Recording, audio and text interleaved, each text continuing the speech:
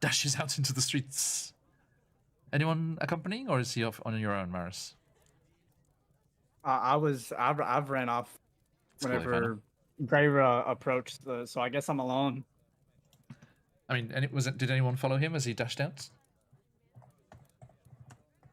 Could lurk up behind him. I got my eye on old Gray over again. You know, I can tell he's up no good. So you're watching Greyra, Diaz? Yeah. Osmosis, are you following after? Yeah. Okay. So, yes, you shuffle out behind Marros and see him moving quickly down the streets.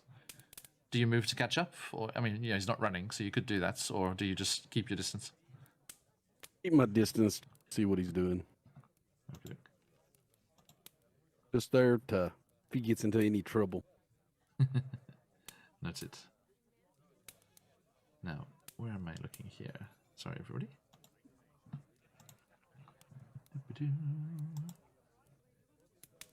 Okay.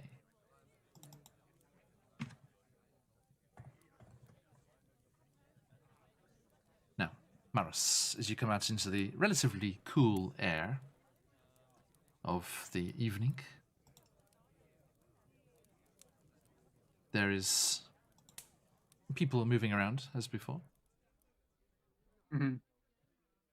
And the sounds of the town are still fairly evident, as there are people moving around, but it is quieter than normal, of course. But as people are brushing by,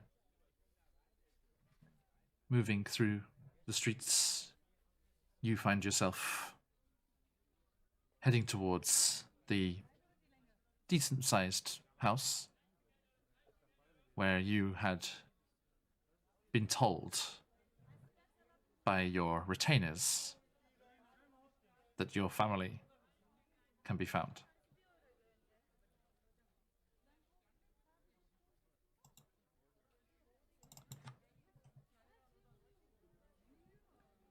How do you approach?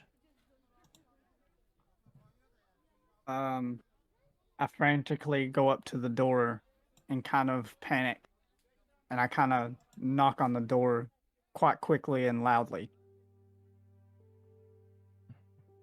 And I shout, "Is anybody home? Hello?" And you hear footsteps on the other side. Who is it that would open the door? Which of your retainers would do that? It would be Hannibal. Hannibal and the door. Is he kind of like a butler type? Yeah. How old?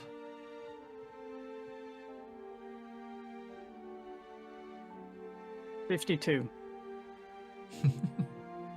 Very specific. Bloody specific. Okay. The door opens. And you see the fingers come round the edge, the white-gloved fingers. Hannibal, always one for appearances, keeping his uniform and gloves immaculate, even when you are on the road. Yes, who is... Oh, Master Marros. And Hannibal's there before you, his hair slightly receding, grey at the temples, but his attire immaculate as always. And he flings the door open. You disappeared. We thought you had second thoughts. Oh, Hannibal, I'm here. I just had some other journeys to take part in. Well, we are glad that your trails led you back here, back this way, your family. I'm afraid They are not too well. Yeah, I heard. I have made them as comfortable as I can, but there is no seeming end to it. Come in, boy. claps you on the shoulder. You step in, and there is dark wood paneling and a relatively thick carpet along the hallway at the entrance there. And you can see portraits hanging on the wall, several half-elves, and older portraits from either side of the family depicting pure elves and pure... What's the other half? Human? Yeah, half human, half elf. I mean, just always assume. I haven't met any half orc, half elves yet. You, yes, see the family portraits, recognizing some of your own face in some of them, and Hannibal moves quickly into the space. What are the other two retainers that you left here? Arisa and Marion. Arisa and Marion. Marin. Marion, yeah. Marion. Marion. Yeah. Thank you. And what roles did they have? They were to help Hannibal wherever he needed. Okay. So just Kinda general help him around. house stuff. Yeah. So it wasn't all on Hannibal. Okay.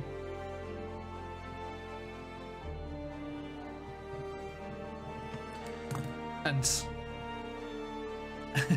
wasn't Marin. It was Marianne. Close, Marin. Close. It was like Lady Marion, wasn't it? Yeah. And they are younger than Hannibal is? Yep. Okay. Yep. Teresa's the next oldest. Teresa is... Another servant. Okay. Now, you've got 3 retainers that are linked to you. So, let's say that's Hannibal and the 2 girls there. Now, Teresa, you said yes? Teresa, Teresa could be like, a household staff that was already in the house here. Let's see here. And then the family members themselves? Are Mary, Samantha, and Frederick. Mary, Samantha, and Frederick. What relatives to you? One is a first cousin. Yep. The next one is an uncle. Yep. And the next one before that's an aunt. And Samantha and Frederick married or different aunt and uncle? Yeah. Yeah. Okay. And are they like all related? That they all live together here? So Mary's their daughter. Yep. Okay. And Hannibal, as he rushes off, he's like, Arisa, Marion, it's Master Marros has returned. And you just hear a slight kind of like, oh! And the younger girls, younger women, come running out of the back room, quickly wiping off their hands from whatever they were doing, some washing or something, and quickly smoothing out their aprons. Master Marros, you've come back. It's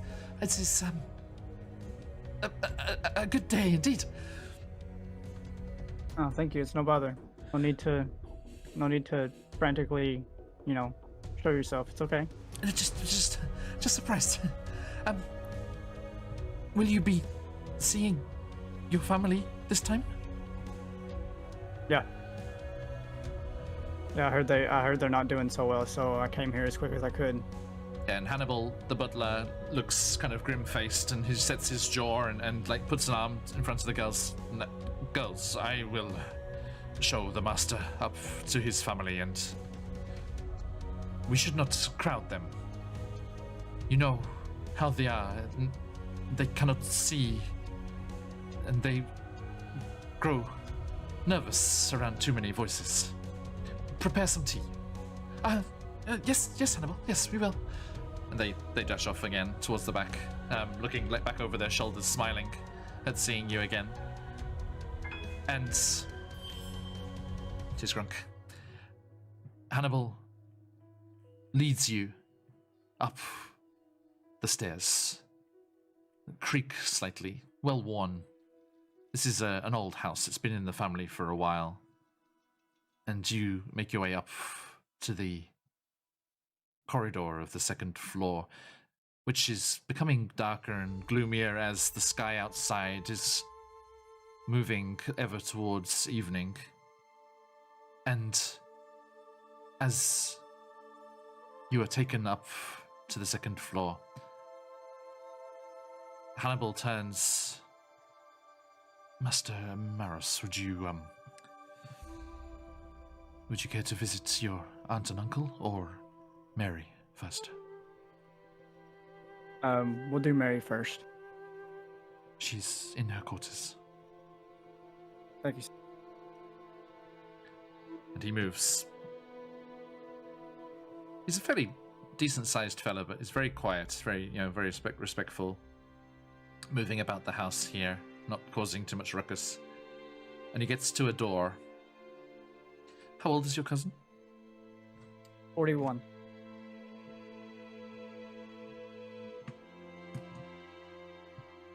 Did you say 41?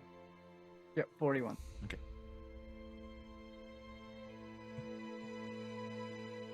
Yeah, Scrappy, yes. And he moves to a door, politely raps on it. Mistress, there's a visitor, if you'll see them. I think you should. You hear a voice inside. Very well. I know not if it is early or late anymore. Show them in. And Hannibal nods in your direction, opens the door for you, and you see a modest bedroom with a large four-poster bed against the center of the far wall. Covers drawn up, but looking quite fresh, as it seems they might need to be replaced with the blood that comes from this sickness, coming from the eyes even after blindness has taken sight away. And you see propped up on a pillow with bandages across the eyes and those telltale blood stains above the eyes, with a basin of water and fresh bandages waiting on the table at the side. A figure, graying blonde hair in curls spilling out over the bandages, down to her shoulders, down to the nightgown that is drawn up and closed, as they sit in bed, and they're looking around, unsure where to look exactly, although a rough idea because they get the sound of the door. Hannibal, don't just stand there. Who is it? Hello, Miss Mary. Hello? How can I help you? Do not fear. I'm told this is not contagious. It's okay. May I change your bandages for you? Might I ask who you are, sir? Before I allow you at my bedside. Marros. And behind the bandages, you see the eyebrows furrow.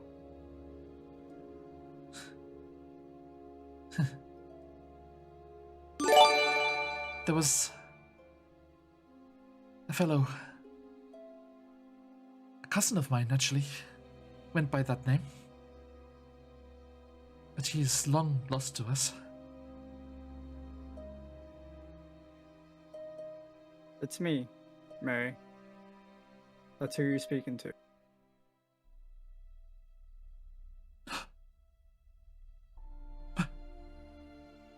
Marros? Oh. Why, of all times that I cannot see. Come here.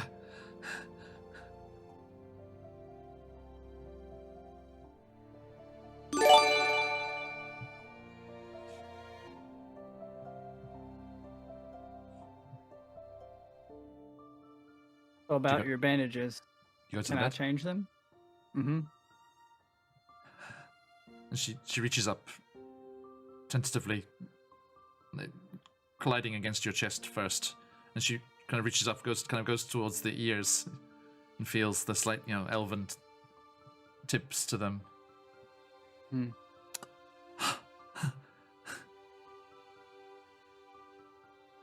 Hannibal, is it true? You said you had come, but he was gone. And Hannibal says, I'm sorry, madam. We were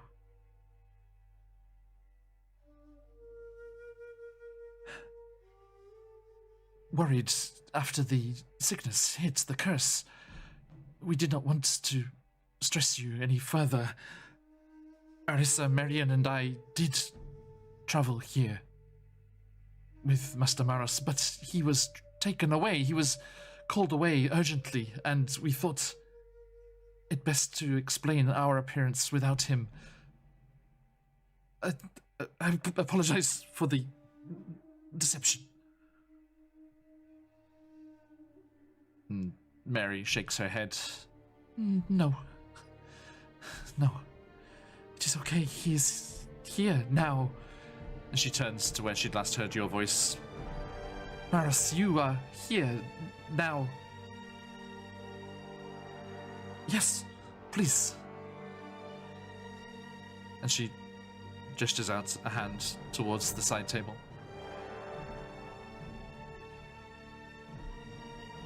Okay. So I'll remove her old bandages and replace them with the new ones. And ask her if she needs anything else. As you reach up and you undo and the fastenings and pull away the bandages, she winces slightly as there is, the dried blood is fastened to her eyelids. And as you gently pull it away, you can clearly see that the eyes are there. The eyes are still okay, but just this blood-red film is covering them. And even as you take away the bandage, fresh blood starts to trickle down her cheek. And you reach... Please. Oh, okay. So I reach over and I kind of clean the fresh blood away from her eyes and try to remove as much of the old film as I can. Yeah, you clean and puts the fresh bandages from the table. And you kind of look at Hannibal at one point and he nods. He's like, please. And when you're finished, Mary smiles. Thank you. We were told you have become a knight. You certainly seem chivalrous and of a knight's disposition. Thank you, Mary. Yes, I have.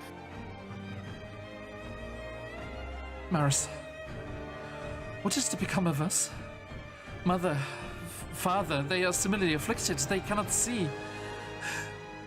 Although Hannibal tells me they are otherwise well. Yes, Lady Mary, they are in good health apart from the eyes. Marros, please, I've heard fully half of the town is afflicted with this. Some families were fortunate, only some members, some none at all, but it has taken all of us. What are we to do? What is to become of us? You just lay in bed, Mary. I'll take care of it. Please. I'll make sure everything goes back to the way it was. Please. You have been delivered to us, brought back to us for this purpose, I feel.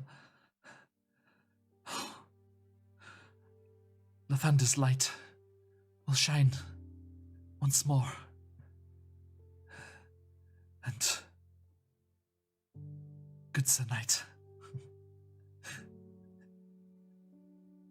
Lathander's blessings on you, that you may return his dawn to us someday soon. Have you seen Yes. Mother, Father? No, not yet. Please, please go to them. Give them the same hope that you have given me. I hope that you can carry that hope for the both of us. You just tell them that I was here, and then I'll make it right. Are you sure? Yes. Positive. I will. One day, when all of this is done, we shall dine together, with our sight returned, in the sight of the Morning Lord. Bless you, Marros. Bless you for coming back. Bless you, Mary. Thank you.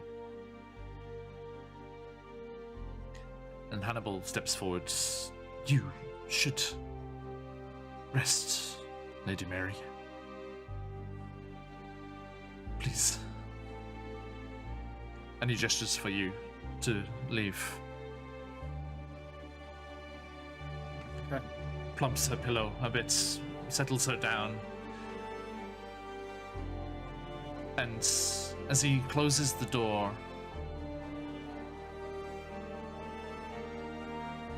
you see her resting back on the pillow with a truly hopeful smile. As Hannibal closes the door. Thank you, Master. Thank you.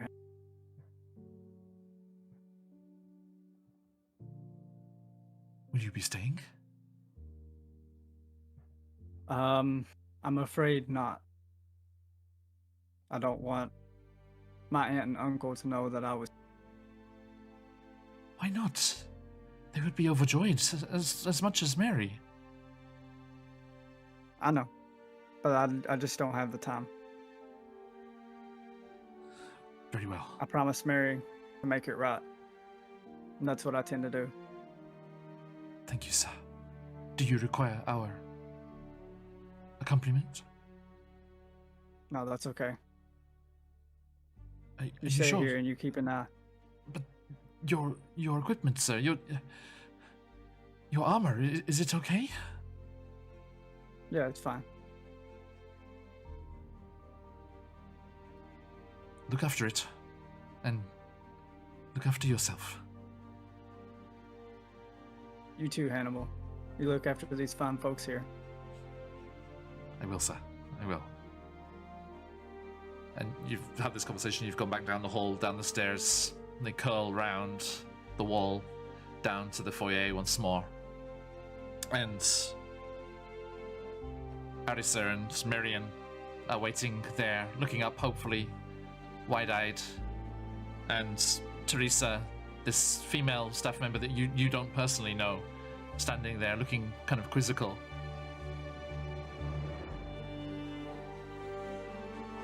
Now, girls, Master Marros has work to do. He's going to sort this. He's going to help the mistresses and master get rid of this sight rot.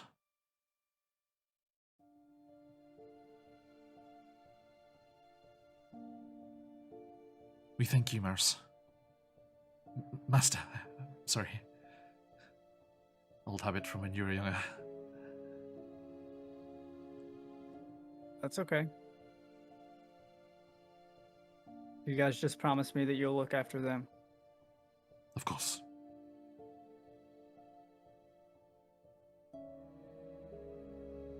And you open up the door and see the evening gloom has settled deep onto the streets of Riverbend. And a tall, dark, cowled figure stands sentinel outside. Osmosis, what do you say as Marros emerges? Did you find your family? I did. Might I ask why you followed me here? Just to make sure that nothing happened to you. Be back. Appreciate it. Osmosis, any thoughts drifting towards Baldur's Gate, perhaps? Yeah, because I don't have my family either.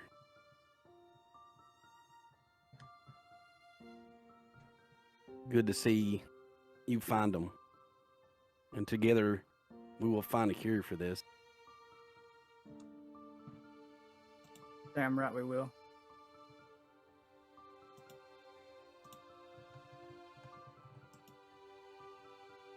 So me and Osmosis, we head back to the bar. Open hand.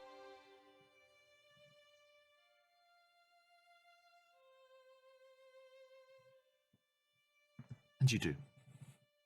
The two of you, side by side, walk down the streets of Riverbend as night falls proper.